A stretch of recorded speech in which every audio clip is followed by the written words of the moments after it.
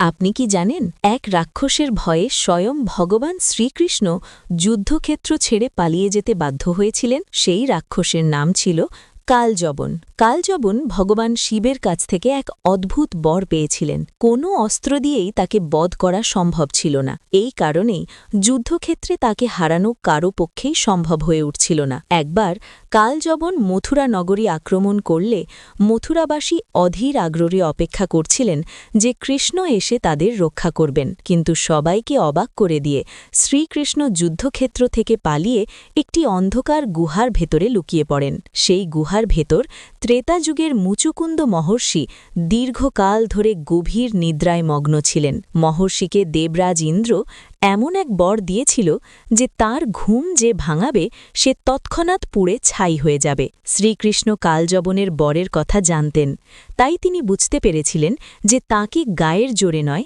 বরং বুদ্ধি দিয়ে পরাজিত করতে হবে। তিনি চুপি চুপি নিজের পীতু বস্ত্রটি মহর্ষির গায়ের ওপর ঢাকা দিয়ে পাশের অন্ধকারে লুকিয়ে পড়েন। কৃষ্ণকে খুঁজতে খুঁজতে কালযবন গুহায় প্রবেশ করে এবং ঘুমন্ত মহর্ষিকে শ্রীকৃষ্ণ মনে করে পদাঘাত করে। এতেই মুচুকুন্দ ঋষির চোখ খুলে যায় এবং তার দৃষ্টির তেজেই কালযবন সেখানেই পুড়ে ছাই হয়ে যায়। এই ঘটনার মাধ্যমে শ্রীকৃষ্ণ আমাদের শিখিয়েছেন যে শরীরের শক্তির চেয়ে বুদ্ধির জোর অনেক বেশি বড়। বন্ধুরা, যদি এই গল্পটি আপনার পছন্দ হয়ে থাকে তাহলে কমেন্টে একবার জয় শ্রীকৃষ্ণ লিখে যান।